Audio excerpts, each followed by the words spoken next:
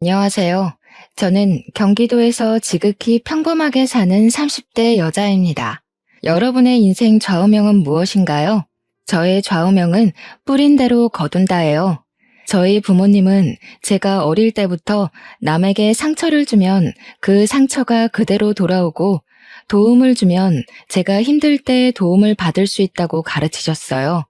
그래서 제가 말이나 행동을 할 때 남에게 상처 주지 않도록 늘 조심하라고 하셨죠. 이러한 가르침 덕에 제가 학교 다닐 때나 직장에 다닐 때 주변 사람들과 그 흔한 말싸움 한번 하지 않고 두루두루 좋게 지냈어요. 그런데 이런 제가 살면서 처음으로 말싸움을 하게 된 사람이 있는데 그 사람이 바로 저의 형님이세요. 제 형님은 저보다 한 살이 많아요. 처음에 인사드리러 갔을 때도 되게 날카롭게 이야기하고 자기 동생인 남편을 엄청나게 아끼더라고요.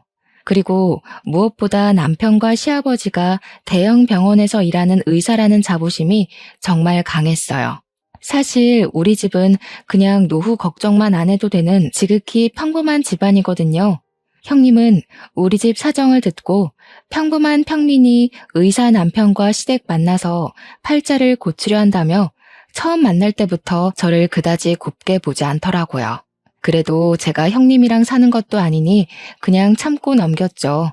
인사하고 집에 오는 길에 남편에게 형님은 어떤 사람인지 물어봤어요. 형님이 어렸을 때 아버지는 병원에서 야간 근무하시고 오셔서 주무시고 어머니가 형님을 돌보는데 끓는 물을 놓치는 바람에 형님의 몸과 얼굴에 화상을 입었어요. 그래서 바로 수술을 해야 하는 상황이었는데 그때는 화장 수술비가 너무 비싸 제대로 수술을 시켜주시지 못했대요.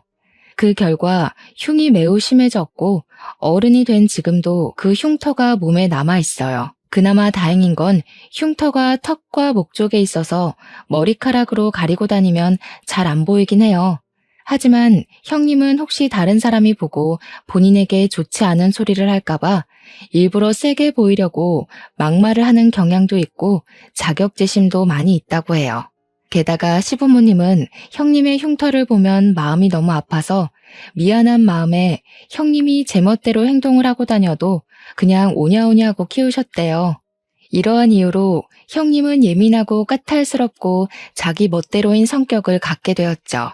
그래도 말은 조리 있게 잘해서 용케 회사에 들어는 가는데 성격 문제로 오래 다니지 못하고 매번 금방 관뒀다고 하더라고요. 이러한 남편의 이야기를 들으니 솔직히 형님이랑 좋은 사이로 유지하기 쉽지 않겠다고 생각했지만 그래도 남편을 사랑하고 형님을 본다면 얼마나 보겠어 라는 생각에 크게 문제가 될 것은 아니라고 생각했어요. 결혼하고 신혼여행을 다녀와서 시댁에 인사를 드리러 가니 친척들이 다 집에 계시더라고요. 저는 한복을 차려입고 시부모님께 큰절하고 앉았어요. 그랬더니 형님이 제게 신혼여행 가서 시부모님과 자신에게 전화를 매일 하지 않았다고 구박을 하더라고요. 친척들이 다 계신 데서 형님이 뭐라고 하시니 기분이 좀 상했지만 그래도 결혼한 지 얼마 되지 않아 아직은 많이 눈치가 보일 시기기에 그냥 앞으로는 전화 자주 드리겠다고 말했어요. 시어머니는 여행 다녀와서 힘들 테니 편한 옷으로 갈아입고 저녁을 먹자고 하셨어요. 제가 알겠다고 하고 옷을 갈아입으려고 가려는데 형님은 바로 저녁 식사 준비를 하라고 하더라고요. 신혼여행 후에는 시댁에서 친척들과 지인들에게 며느리가 직접 밥을 차려야 한다면서요. 그러면서 선심을 쓰듯이 반찬과 국은 있으니 그냥 상만 차려오라고 하더라고요. 그래서 저는 한복을 입고 15인분의 밥상을 차렸네요. 밥을 다 차리고 저도 밥을 먹으려고 앉았는데 이번에는 형님이 물을 가져와라. 국이 다 식어서 다시 데워야겠다. 여기 반찬이 다 떨어졌으니 가져오라고 하면서 제가 앉아있을 시간을 전혀 주시지 않더라고요. 그 덕에 저는 밥을 하나도 먹지 못하고 음식만 열심히 날랐네요. 시부모님은 그런 형님에게 신우짓 하지 말라고 하셨지만 형님은 친척들도 다 계신 자리에서 시부모님께 날카롭게 한마디 하더라고요. 그래도 우리 집이 일반 집도 아니고 엄연히 의사가 둘이나 나온 집안인데 별 볼 일 없는 일반 평민 주제에 이 정도는 해야지. 안 그래요, 다들? 어떻게 감히 여기에 껴서 밥을 처먹으려고 그래? 형님은 친척들 앞에서 저를 완전히 무시하더라고요. 시아버지가 뭐라고 하시긴 하셨지만 형님이 워낙에 막무가내이기도 하고 친척들이 계셔서 크게는 혼내지 못하셨어요. 형님은 친척분들이 식사를 다 하시고 나니 저에게 당연한 듯이 설거지를 시키더라고요. 저는 아무 도움 없이 혼자 설거지까지 마무리 지었어요. 부엌을 정리하고 부엌에서 나오니 이번에는 과일과 차를 내오지 않고 뭐 하냐고 하시더라고요. 다시 저는 부엌에 들어가 과일과 따뜻한 차를 한 상 내왔어요. 형님은 과일을 먹다가 제게 옆에 앉아보라고 하더라고요. 그리고 우리 집 며느리들이 지켜야 할 규칙이 있다며 일러주더라고요. 일단 매일 시부모님께 안부 전화해야 돼. 그리고 매달 첫 토요일에는 무조건 우리 집에 와서 다 같이 점심 저녁을 먹어야 해. 또 제사와 차례는 하늘이 두 쪽이 나도 반드시 참석해야 한다.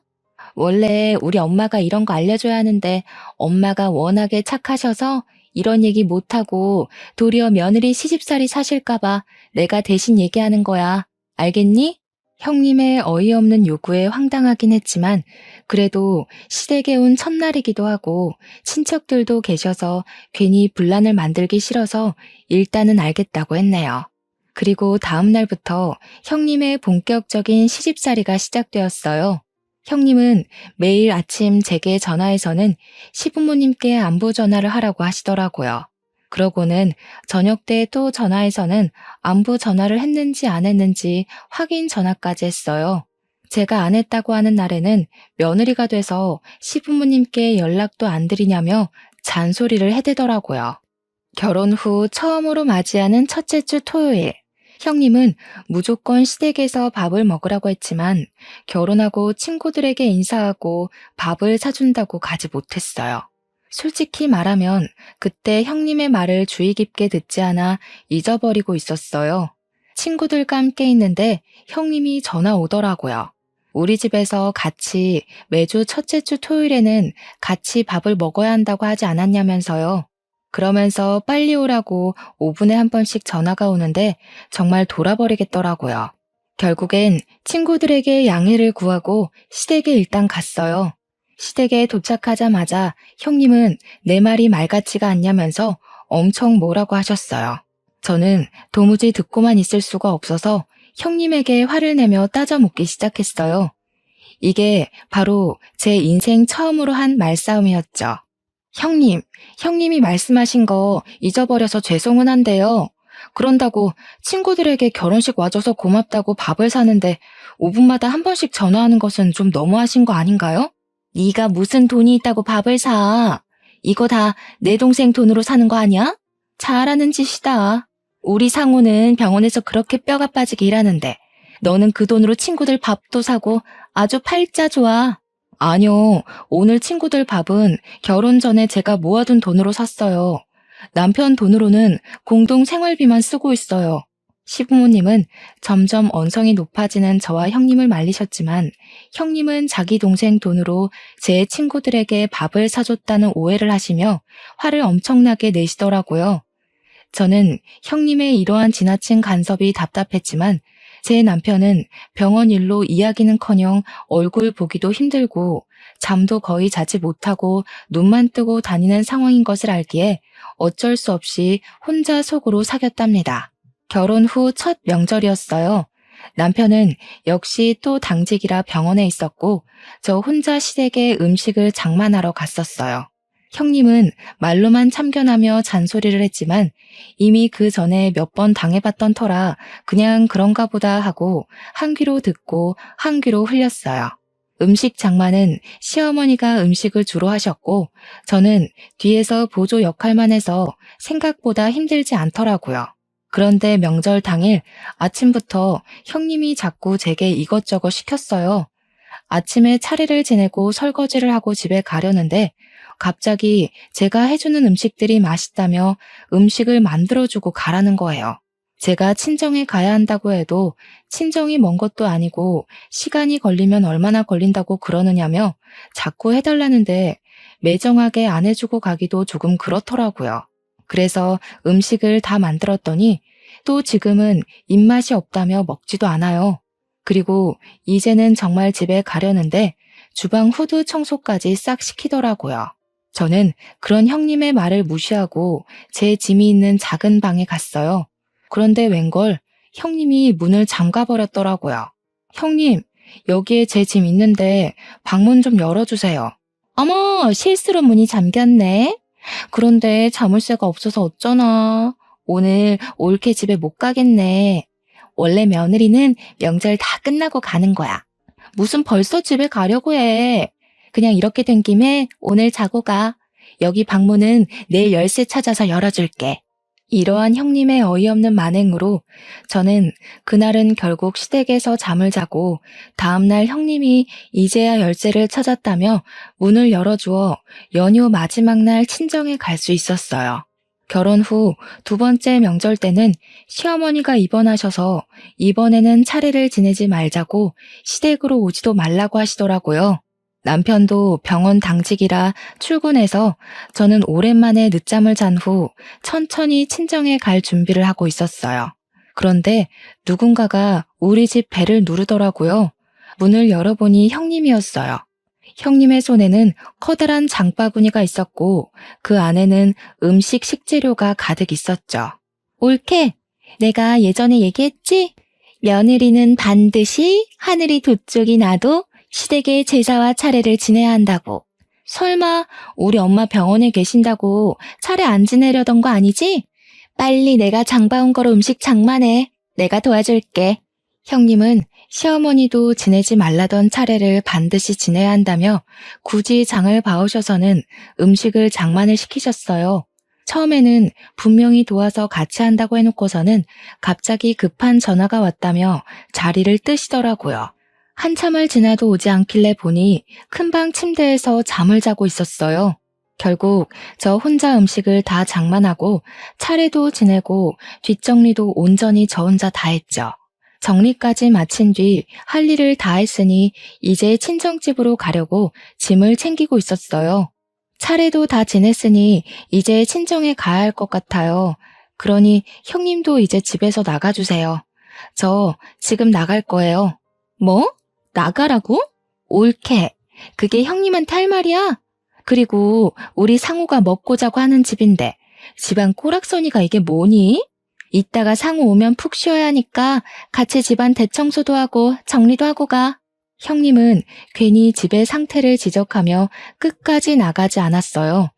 제가 표정이 좋지 않거나 말대꾸라도 하면 감히 네가 의사 누나한테 말대꾸냐며 도리어 화를 버럭 내더라고요.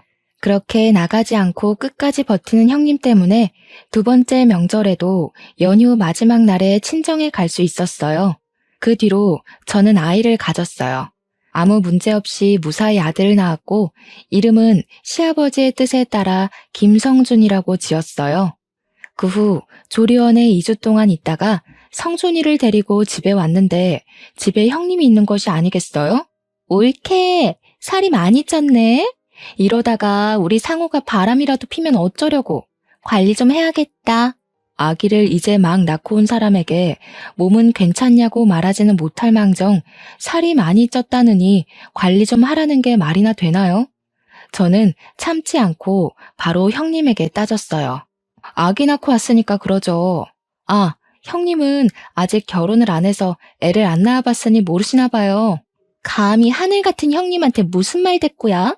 네가 우리 집 장손 낳았다고 이제 눈에 뵈는 게 없어? 나한테 예의 좀 지켜. 알았어? 본인이 예의 없는 소리를 해놓고 도리어 저한테 화를 내는 형님한테 한 소리를 더 하고 싶었지만 하필 그때 성준이가 울어서 어쩔 수 없이 그 정도만 할 수밖에 없었네요. 저는 우는 성준이를 데리고 큰 방으로 갔어요. 방에서 성준이를 달래고 모유를 먹이니 금세 잠이 들더라고요. 조심히 침대에 눕히고 큰 방 문을 닫고 나왔는데 형님이 우리 장손 자냐며 굳이 문을 다시 열더라고요. 그러고는 자꾸 볼을 만지고 손발을 만지작거렸어요. 저는 형님한테 그러다가 성준이가 깨면 오니까 어서 나오라고 했어요. 그래도 끝까지 버티고 계시더니 기어이 성준이를 깨웠어요. 결국 저는 잠시도 쉬지 못하고 다시 성준이를 안았죠. 그뿐만이 아니라 냉장고를 뒤져서 음식을 막 꺼내서 먹고 그러다가 접시를 깨고 바닥에 유리 조각이 있는데도 어떻게 치워야 하는지 모르겠다며 저에게 알아서 치우라고 하더라고요. 그날 저는 우는 성준이도 돌보고 형님이 깨트린 접시도 치우고 형님이 흘린 음식도 닦으며 정말 정신이 하나도 없이 보냈네요.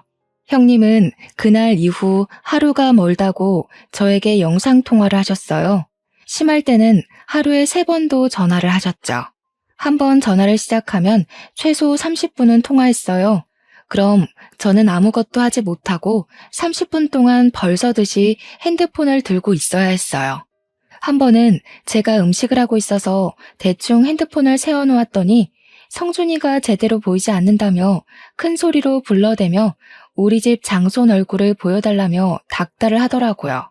이러한 형님의 집착이 너무 힘들기도 하고 피곤하기도 해서 한 번은 전화를 아예 받지 않았어요. 그랬더니 받을 때까지 전화하시더라고요. 저는 너무 짜증나서 핸드폰을 아예 꺼버렸어요. 그랬더니 집에까지 쫓아오시더라고요. 내가 우리 집 장손 얼굴 좀 보겠다는데 왜 전화를 받지 않느냐고요. 이렇게 형님의 시집살이는 갈수록 도를 넘었지만 남편은 병원 일로 바빠 여전히 얼굴도 잘 보지 못하는 상황이었어요. 잠도 못 자는 사람에게 이런저런 하소연하는 것도 아닌 것 같아 그냥 혼자 속으로만 끙끙 앓고 있었네요. 하루는 엄마가 제가 좋아하는 게장을 했다면서 점심때 오라고 하시더라고요. 나가려는데 또 형님이 전화가 왔어요. 저는 지금 나가봐야 해서 영상통화는 하지 못한다고 했더니 전화하는데 뭐 얼마나 걸리냐고 하시며 성준이가 보고 싶다고 굳이 또 영상통화를 하려 하시더라고요. 결국 30분 동안 영상통화를 하느라 제가 도착하겠다고 하는 시간보다 더 늦게 친정에 도착했어요. 집에 갔더니 엄마도 계시고 저에게 남편을 소개해 주셨던 사모님도 계시더라고요. 이 사모님은 시아버지와 남편이 근무하는 병원의 병원장 사모님이세요. 우리 옆집에 30년째 살고 계시면서 결혼 전에는 거의 매일 보고 살았던 친척보다도 더 가까운 사이죠. 사모님은 제게 오랜만이라 반갑긴 한데 표정이 좋지 않다며 결혼 생활이 힘드냐고 물어보시더라고요. 오기 전에 형님과 원치 않은 통화를 해서 제가 표정이 좋지 않았나 봐요. 처음에는 이야기하지 않으려다가 그래도 내가 소개해줬는데 잘 사는지 어떤지는 알아야겠다며 자꾸 물어보셨어요. 저는 어쩔 수 없이 형님이 제게 첫날 말했던 며느리의 도리에서부터 매일 우리 집 장손 얼굴 보겠다며 영상통화를 하고 명절 때 집에 못 가게 했던 일까지 모든 이야기를 다 했어요. 사모님은 저의 이야기를 들으시고는 시부모님의 성품도 좋으시고 남편도 성실하고 책임감이 강해서 시집살이나 고생 안 하고 잘 살 줄 알았는데 시누이가 그 모양인지는 몰랐다며 미안하다고 하시더라고요. 그래서 제가 남편은 바쁘긴 하지만 잘 대해주고 시부모님도 정말 잘해주셔서 좋다고 하며 걱정하지 말라고 하셨죠. 그래도 사모님은 오래 봐서 딸 같은 제가 고생하는 게 너무 속상하다며 혹시라도 도울 일이 생긴다면 언제든지 말해달라고 하셨어요. 형님은 그 뒤로도 매일 영상통화를 하고 말도 안 되는 논리로 항상 저를 괴롭게 했어요. 그렇게 1년 정도가 지났을 때 형님이 결혼을 생각하고 있다며 상견례 날짜를 알려주더라고요. 저는 꼭 가려고 했지만 하필 그날 새벽에 성준이가 열이 나서 입원하는 바람에 가지 못했어요. 그 후로 이야기가 잘 됐는지 결혼식 날짜가 잡혔다며 모바일 청첩장을 주시긴 했는데 성준이가 그 뒤로도 계속 아파서 정신이 하나도 없었던 터라 형님의 결혼 사진을 제대로 보지 못했어요. 사실 그때 형님이 우리 집 장손인 성준이 제대로 보살피지 못해서 열이 나게 됐다면서 형님이 매일 구박했거든요. 아이가 아프면 제일 마음 아플 사람도 엄마이고 고생하는 사람도 엄마인데 그런 저에게 고생한다고 말은 못 해줄 망정 아픈 가슴을 후벼 파시니 너무 형님이 밉더라고요. 그래서 형님의 얼굴이 나온 결혼 사진조차도 보기 싫어서 청첩장의 날짜만 확인하고 말았었네요. 그런데 남편을 소개해 주셨던 병원장 사모님의 아들도 결혼한다고 하더라고요. 그것도 형님 결혼 날짜와 같은 날, 같은 시간에요. 저는 정말 가고 싶었지만 형님과 결혼 날짜가 같으니 어쩔 수 없이 가지 못하고 엄마만 병원장님 아들의 결혼식에 참석하려고 했어요. 그런데 또 하필이면 그날 엄마에게 아주 급한 일이 생기는 바람에 엄마도 결혼식에 참석을 못하게 되었어요. 형님의 결혼식 날 저는 하객들을 맞이해야 하니 결혼식장에 일찍 갔는데 사모님이 한복을 입고 있더라고요. 저는 깜짝 놀라 오늘 아들 결혼식인데 왜 여기 계시느냐고 물었어요. 사모님은 우리 아들 결혼을 여기서 한다고 하시더라고요. 저는 설마 하는 마음에 형님이 보내주셨던 모바일 청첩장의 사진을 자세히 보았어요. 너무 놀랍게도 형님 옆에 사모님 아들이 떡하니 서 있는 게 아니겠어요? 어머, 저희 형님하고 현우 오빠하고 결혼하는 거였네요? 사실 그동안 성준이가 아파서 청첩장을 이제야 자세히 봤거든요. 전혀 몰랐어요.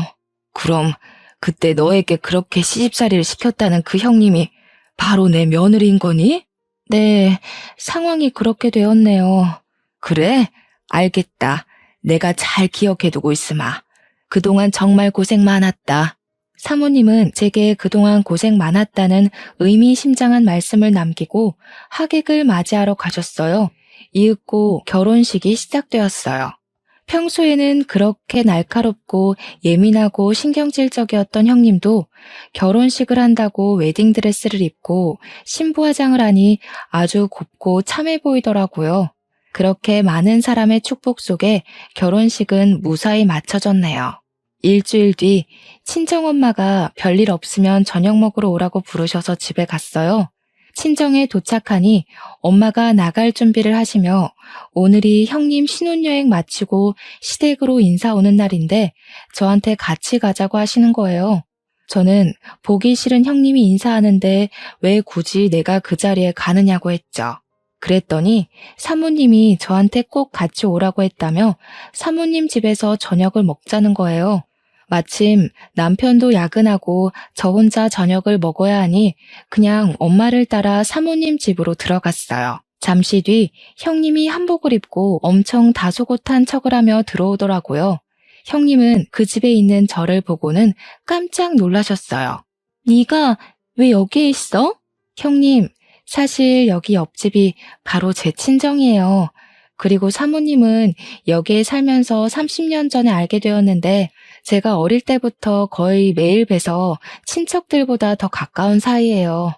저도 두 분이 결혼하신다는 사실을 결혼식장에서 알았네요.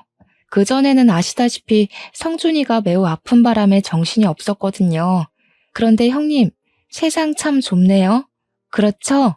형님은 저와 형님의 시어머니가 서로 아는 사이였다는 사실을 알고 당황해 하더라고요. 그러더니 이내 표정 관리를 하고 사모님이 앉아 계시는 거실로 가서 소파에 앉았어요. 너네는 결혼하고 처음으로 오는데 큰절도 안 하니? 너희 친정은 시댁에 처음 가면 큰절부터 하라고 안 가르쳤어? 사모님은 저와 엄마가 보는 앞에서 형님을 크게 혼내셨어요. 형님은 얼굴이 빨개져서 죄송하다고 하고 일어나더니 큰절을 했어요. 그래, 앉아라. 며느리는 신혼여행지에서 왜 매일 전화하지 않았니? 이제 한 가족인데 전화를 당연히 매일 해야 하는 거다. 알겠니? 그리고 매주 첫 토요일에는 무조건 우리 집에서 점심과 저녁을 먹어야 해. 그리고 제사와 명절 차례상은 며느리가 무조건 하늘이 두 쪽이나도 차려야 한다. 이게 우리 집 며느리의 도리란다. 알겠니? 형님은 자신이 제게 했던 말을 사모님이 그대로 하고 있으시니 뭔가 이상했는지 고개를 갸우뚱하며 대답하지 않더라고요. 그랬더니 사모님이 대답을 왜 안 하냐고 시어미 말이 우습냐고 하셨어요. 조곤조곤히 말씀하시지만 어찌나 카리스마가 넘치시던지 저와 엄마도 그 자리에서 움찔했네요. 형님이 알겠다고 답을 하니 이제는 부엌에 가서 밥을 차리라고 시키시더라고요. 어머니, 저 지금 여행 마치고 왔는데 이 불편한 옷을 입고 밥을 차려요? 원래 신혼여행 후에는 시댁에서 친척들과 지인들에게 며느리가 직접 밥을 차려야 한다는 거 모르니? 며느리가 됐으면 당연히 해야지.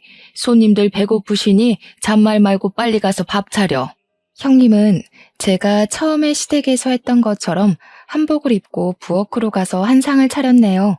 밥을 다 차리고 사모님과 엄마, 그리고 형님의 남편이 된 현우 오빠와 제가 자리를 잡고 앉았어요. 형님도 자리를 잡고 앉으려고 했어요.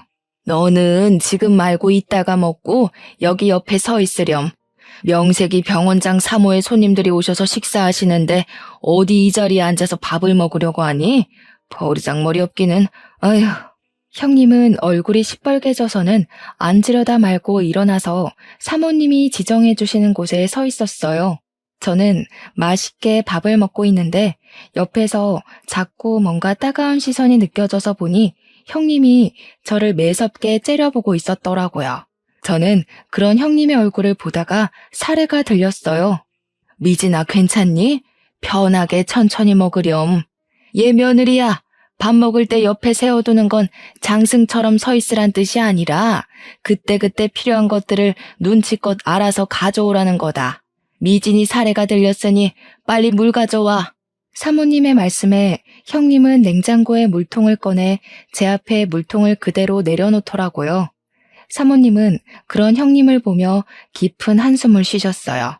지금 이게 뭐 하는 짓이니? 아휴, 이럴 때는 손님한테 물통을 통째로 내어드리는 게 아니라 네가 물컵을 가져와서 따라줘야 하는 거야. 내가 너에게 이런 것도 하나하나 가르쳐야겠니? 무슨 초등학생도 아니고. 형님은 사모님께 또 한 소리를 듣고는 아주 짜증난다는 표정으로 컵을 챙겨와서 물을 따라줬어요. 그런 형님의 표정을 보고 있자니 고소하기도 하면서 뭔가 형님을 더 놀리고 싶은 생각이 들더라고요. 그래서 일부러 제 국이 식어서 그런데 국을 다시 따뜻하게 데워달라고 했어요. 형님은 아주 못마땅한 표정을 지으며 못 들은 척 하더라고요. 예, 못 들었니? 내 손님 미진이가 국을 데워달라잖아. 어서 따뜻한 국으로 가져다 주렴. 명색이 병원장 사모의 손님인데 당연히 이 정도 대접은 받아야지 않겠니? 결국 형님이 죽을 상으로 다시 국을 끓여서 가져오는데 얼마나 화가 났는지 형님의 손이 부들부들 떨리더라고요. 평소 같았으면 이미 다 뒤집어 엎었을 사람인데 평소에 그리 무시했던 제 앞에서 이렇게 당하고 있으니 아마 미치고 팔짝 뛸 노릇이겠죠. 저는 아주 고소하게 생각하며 음식을 맛있게 먹었답니다. 저녁을 다 먹고 나서도 사모님은 당연히 설거지는 며느리의 몫이라며 형님에게 설거지를 시키셨어요. 저는 사모님과 함께 거실에 앉아 차와 과일을 마시며 담소를 나눴어요. 설거지를 마친 형님이 부엌에서 나오자 사모님은 거실 소파에 잠깐 앉아보라고 하시더라고요. 그러더니 내 아들 현우에 비해서 조건들이 훨씬 부족하지만 아버지가 워낙 병원에서 인품이 좋으셔서 어쩔 수 없이 결혼 승낙을 했다며 우리로서는 정말 많이 손해보고 하는 결혼이니 평생 갚으면서 시부모 얼굴에 먹칠하지 말고 살라고 하시더라고요. 그 이야기를 듣는데 형님은 울상이 되고 저는 너무 속이 다 시원해서 자꾸 웃음이 나더라고요. 이렇게 형님은 제게 시집살이를 시킨 그대로 사모님께 당하며 시댁에서의 첫날을 보냈네요. 속이 다 후련해져서 집에 왔는데 남편이 퇴근해 있더라고요. 저를 보자마자 하는 이야기가 누나한테 울면서 전화가 왔다며 어떻게 누나가 그렇게 당하고 있는데 옆에서 부채질이나 하냐고 뭐라고 하더라고요. 너 생각 안 나? 오늘 형님이 사모님한테 당했던 거 다 형님이 나한테 했던 짓이야. 신혼여행 끝나고 오자마자 친척들 죄다 불러서 밥 차리라고 했잖아. 너는 그날 밥 맛있게 먹었겠지만 나는 잔심부름하느라 밥 한 숟갈도 못 떴어. 그리고 오늘 사모님이 형님한테 며느리의 돌이라면서 했던 이야기 다 형님이 나한테 했던 이야기야. 나는 시댁에서 며느리라는 이유로 그렇게 다 해야 하는데 너네 누나는 그렇게 하면 안 되니? 누나도 그 집 며느리인데. 남편은 제 이야기를 듣고 잠시 생각하더니 아무 말도 하지 못하더라고요. 그러더니 남편이 네가 속상한 것은 알겠지만 그래도 누나네 시어머니랑 친하다고 하니 조금 살살해달라고 부탁 좀 드려보라고 하더라고요. 저는 그런 남편의 부탁에 솔직히 그동안 내가 당한 게 얼만데 그렇게 얘기는 못하겠다고 말하며 거절했어요. 잠시 뒤 이번에는 형님이 전화가 왔더라고요. 보나마나 좋지 않은 소리 할 것 같아서 전화를 받자마자 녹음을 했어요. 야, 너 어떻게 나한테 이렇게 엿을 먹일 수가 있어? 네가 시어머니한테 다 얘기한 거지? 그래서 시어머니가 너 대신에 복수한 거고. 형님이 시댁에 대한 도리라면서 며느리는 이렇게 살아야 한다고 했잖아요. 형님도 이제 결혼을 하고 한 집안의 며느리가 되었으니 당연히 그리하셔야 하는 것 아닌가요? 너 내가 가만히 안 둘 거야. 네가 지금 그 아줌마랑 한편 먹고 나 괴롭히는 거 모를 줄 알고? 아줌마요? 사모님한테 시어머니 아니고 아줌마요? 아무리 그래도 시어머니인데 호칭은 똑바로 부르시죠. 어머, 우리 형님 집안에 장손이 오셔서 저는 장손을 돌보러 가야겠네요. 전화 끊겠습니다. 형님은 역시나 제게 화를 많이 내셨고 저는 녹음된 형님과의 통화 내용을 바로 사모님께 카톡으로 보냈어요. 다음날 집에서 성순이를 돌보는데 엄마에게 전화가 왔어요. 엄마가 사모님 집에 가니 형님이 와 있었더라고요. 그런데 보니까 형님이 아주 눈물이 쏙 빠지게 혼나고 있던데 무슨 일 있었냐고 하시더라고요. 그래서 제가 어제 있었던 일을 이야기하며 아마도 그래서 혼난 것 같다고 했어요. 엄마는 그렇게 시집살이를 시키더니 쌤통이라며 저보다도 더 좋아하셨어요. 그리고 형님의 결혼 후 첫 명절날이 왔어요. 원래 병원장님은 평소에도 잘 쉬지 못하니 명절날에는 반드시 가족과 여행을 가세요. 이번에도 여행을 계획하신다길래 저는 당연히 형님도 같이 가겠거니 했어요. 여행을 가는 형님이 부럽기도 하고 한편으로는 사모님이 형님에게 아주 혹독한 시집살이를 시킬 것을 기대했는데 그러지 못하겠다고 생각하니 내심 아쉬웠어요. 저는 시댁에서 형님 없이 아주 편하게 음식을 장만했어요. 음식을 하다 보니 생각보다 재료가 많이 부족해서 시부모님과 남편은 장을 보러 나가고 저와 성준이 둘이 시댁에 있었어요. 그런데 여행을 갔다고 생각했던 형님이 들어오시는 게 아니겠어요? 어떻게 여기 오세요? 원래 명절 때마다 병원장님 여행 가시는 걸로 알고 있는데. 다들 갔지? 나보고도 같이 가겠느냐고 묻더라고. 근데 솔직히 시댁이랑 가면 불편하잖아. 그래서 안 가겠다고 했더니 그럼 나보고 혼자 차례 음식 준비하고 차례 지내라는 거야. 원래 며느리들은 제사나 차례를 하늘이 두 쪽이 나도 지내야 한다고. 그게 말이 돼? 그래서 그냥 네 하고 차례 안 지내고 여기 온 거야. 그래요? 그래도 형님이 그 집 며느리인데 당연히 차례 지내야죠. 가만히 있자. 사모님한테 명절 인사 한번 드려봐야겠네. 잠시만요. 형님은 제가 사모님한테 전화를 걸자 잽싸게 말렸지만 이미 사모님이 전화를 받으신 상태였어요. 저는 일부러 스피커폰으로 바꾸어 사모님과 통화를 했어요. 사모님, 여행을 잘 가셨죠? 사실 지금 저희 시댁에 형님이 있는데 어떻게 할까요? 난 분명히 우리 집에서 차례 지내라고 했는데 걔가 왜 거기 있니? 바꿔보렴. 저는 스피커폰으로 형님에게 제 핸드폰을 건넸어요. 형님이 떨리는 목소리로 말을 하자 사모님이 노발대발 하시더라고요. 내가 우리 집에서 차례 음식 차리고 혼자 차례상 차려서 지내라고 했는데 왜 말을 안 듣니? 첫 명절인데 시부모 말이 말 같지가 않아? 당장 얼른 가라. 가서 상 차리고 영상통화해라. 알겠니? 형님은 알겠다고 대답하고 전화를 끊고 저한테 왜 전화를 걸어서 이렇게 귀찮게 만드냐고 뭐라고 하더라고요.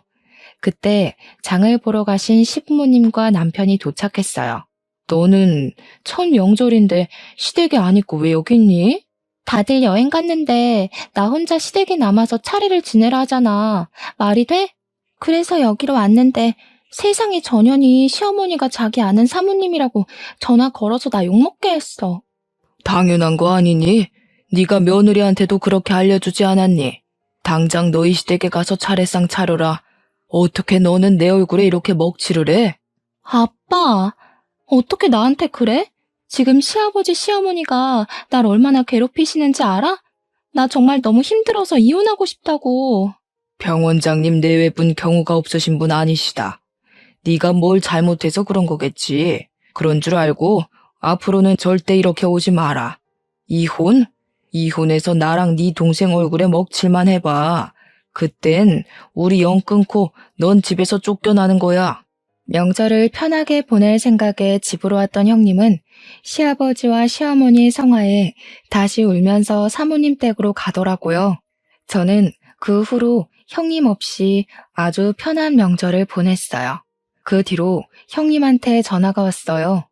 형님은 제게 시댁의 시집살이가 너무 힘들다고 이혼하고 싶다고 하더라고요. 저는 형님이 이혼하고 싶은 것을 왜 제게 말씀하시냐고 물었어요. 이혼하고 싶어서 우리 엄마한테 전화했더니 엄마도 사돈이 병원장님이신데 이혼하면 아빠와 동생이 병원 생활 힘들어져서 안 된다고 하면서 말리시더라. 그래서 저한테 이런 이야기 하시는 이유가 뭐예요? 네가 내 시어머니께 잘 말씀드려서 우리 형님 좀 적당히 봐달라고 하면 안 돼? 이제 형님이 잘 빌려준다고 말해줘. 나도 이제 너한테 신우짓 절대 안 할게. 정말 내 동생처럼 생각할게. 부탁해. 제발 나 좀 도와줘. 형님이 제게 울먹이면서 이야기하는데 정말 눈물겹더라고요. 하지만 저는 형님한테 그 전에 너무 많이 당했던 터라 형님의 그런 부탁에도 눈 하나 깜빡하지 않았어요. 형님, 지금 사모님이 형님에게 하시는 것들 다 형님이 제게 했던 것 아닌가요? 인제 와서 하는 말인데 그때 형님이 저한테 그렇게 구박하고 했을 때 저 정말 이혼하고 싶을 만큼 힘들었어요. 제 인생에서 최고로 자존감이 바닥을 치고 우울증까지 왔다니까요. 정말 미안해. 그때는 내가 결혼 전이라 시댁 며느리 그런 거 전혀 몰랐어. 내 생각이 짧았어. 속 깊은 네가 나 좀 한 번만 도와줘라. 응? 형님, 죄송하지만 저는 사모님께 그런 말하기도 싫고 감히 제가 사모님께 그런 말할 자격도 없습니다. 그리고 지금 미안하다고 해도 이미 그때 제가 받은 마음의 상처는 지워지지 않네요. 저는 도움이 되지 못할 것 같아요. 저도 죄송하지만 알아서 잘 해결하세요. 형님은 저의 단호한 대답에 울면서 전화를 끊더라고요. 그 뒤로도 사모님의 시집살이는 계속되었고 여전히 형님은 사모님께 혼나며 결혼 생활을 이어가고 있답니다. 반면에 저는 이제 형님과 거의 만나지 못해서 저는 아주 편하게 결혼 생활을 하고 있어요. 어느 날은 남편이 자기 누나가 그렇게 못되게 구는지 몰랐다면서 병원 일에 치여 사느라 제대로 챙겨주지 못해서 미안하다고 진심으로 사과하더라고요. 그 뒤로는 남편도 제게 잘해주고 시부모님이야 원래 잘해주셨고 해서 요새는 아무 고민 없이 아주 만족스러운 생활을 하고 있어요. 최근에 친정엄마랑 통화하다가 사모님 얘기가 나왔어요. 친정엄마가 사모님께 왜 그렇게까지 시집살이를 시키시냐고 물으니 사모님 본인이 원래 불의를 못 참는 성격인데 딸 같은 제가 형님한테 그렇게 당했다는 것을 아시고 많이 화가 났었다고 해요. 만약에 처음부터 아들이 만나는 사람이 제 형님인 것을 알았다면 아마 결혼 안 시켰을 텐데 이러한 사실을 결혼식장에서 알아버렸고 인제 와서 결혼을 엎을 수는 없으니 대신 본인이 행했던 시집살이를 그대로 시켜서 본인이 무슨 잘못을 했는지 제대로 깨닫게 해야겠다고 생각하셨대요. 이 부분은 형님의 시아버지와 남편이 다 동의를 해서 가족들 모두 사모님의 행동에 크게 반대하지는 않았다고 해요. 또 미리 형님의 아버지인 저희 시아버지께도 말해놔서 동의를 구했다고 하시더라고요. 시아버지는 제 딸을 제가 제대로 못 키워서 일이 막무가내인데 그렇게라도 교육해 주시면 감사하다고 하시며 오히려 죄송하다고 하셨대요. 그러면서 사모님은 그래도 조만간에 이렇게까지 하게 된 이유를 설명해주고 시집살이를 끝낼 거라고 하셨대요. 엄마는 사모님의 말씀을 제게 전하며 정말 사람은 뿌린 대로 거두는 게 딱 맞다고 하시더라고요. 형님이 너에게 그렇게 시집살이를 시키더니 결국엔 그거 그대로 형님이 다 받게 됐다면서요. 그러면서도 제게 항상 말해왔듯이 남에게 피해주며 살지 말고 특히 시댁에서는 말과 행동을 조심하라고 신신당부를 하시더라고요. 평소에는 잔소리 같았던 엄마의 말이 그날은 참 마음에 확 와닿았어요. 솔직히 그동안 형님이 제게 했던 것 다 떠들고 다니면 욕하는 것 같기도 하고 뒷말하는 것 같기도 해서 엄마한테만 이야기하고 아무에게도 얘기 못했거든요. 하지만 제가 이렇게 많은 사람이 듣는 이곳에 사연을 남기게 된 이유는 이제 형님의 시집살이가 어느 정도 끝이 나는 것 같기도 하고 무엇보다 우리 아들 성준이가 커서 장가를 가고 내가 누군가의 시어머니가 되면 절대 며느리에게 시집살이 시키지 말고 딸처럼 생각해줘야겠다 다짐하는 의미에서 이렇게 사연을 남겨요. 물론 저를 못살게 군 형님이 자신이 했던 방식으로 똑같이 당하니 속이 시원한 마음도 있긴 있고요. 조금 있으면 또 명절이네요. 어릴 때는 명절날이 그저 좋기만 했는데 결혼하고 나이가 드니 사실 명절날이 그리 반갑지는 않은 것 같아요. 결혼 전에는 친척들이 제 미래를 너무 걱정해 주셔서 힘들고 결혼 후에는 결혼 전처럼 편하게 행동하기에는 눈치가 보이니 힘든 것 같아요. 분명히 오랜만에 친척들을 만나서 반가워야 할 명절인데 요새는 여러 가지 상황에 의해 그러지 못하니 명절의 참된 의미가 많이 퇴색된 것 같아서 뭔가 씁쓸하기도 하고 그러네요. 문득 이런 생각이 들어요. 집안에서 누군가의 시누이가 되시는 분들은 시댁이 어렵고 불편할 며느리들을 배려해주고 누군가의 며느리가 되시는 분들은 혹시라도 부당한 대우를 받는다고 느꼈을 때 참고 참다가 나중에 폭발해서 더 큰 상황을 만들지 말고 바로 이야기해서 같이 문제를 해결해 나가면 조금 편해지지 않을까 하는 생각이에요. 물론 말처럼 그리 쉽게 이루어지지는 않겠지만 그래도 이번 명절만큼은 시누이, 며느리 모두 다 행복해지기를 기원하며 사연을 마칩니다. 들어주셔서 감사해요.